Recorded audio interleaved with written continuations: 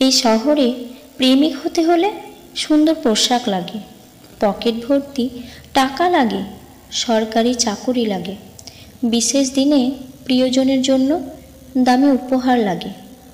তাই এই শহর কিংবা নগরে 8-10 জন প্রেমিকের মতো আমি ঠিক প্রেমিক হয়ে উঠতে পারিনি। তোমাদের শহরে খুচরো পয়সার মতো ঘুরে ফিরেছি, এ পকেট থেকে ও পকেট।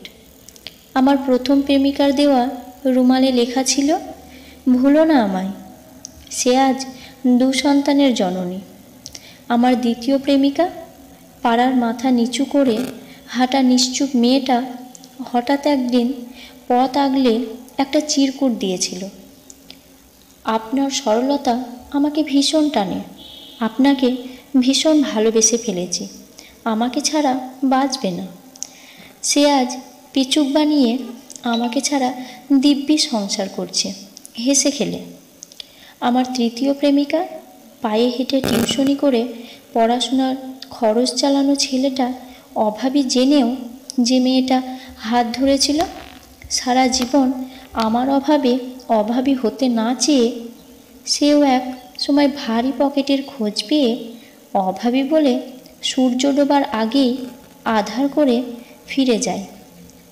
আমার 4 বছরের সম্পর্ক জীবনে কেউ বলেছিল, যার জন্য জীবনটা দিয়ে দিতে পারি, তবে সময় হলে পরিবার পরিজন সব কিছুই ছাড়তে পারবো।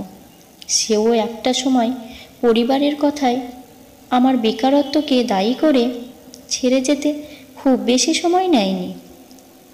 ভালোবাসি বলাটা সহজ, ভালোবেসে সময়ে দুঃসময়ে পাশে আছি বলে বলাটাও সহজ, কিন্তু দুঃসময়ে থেকে যাওয়া মানুষের বড্ড অভাব।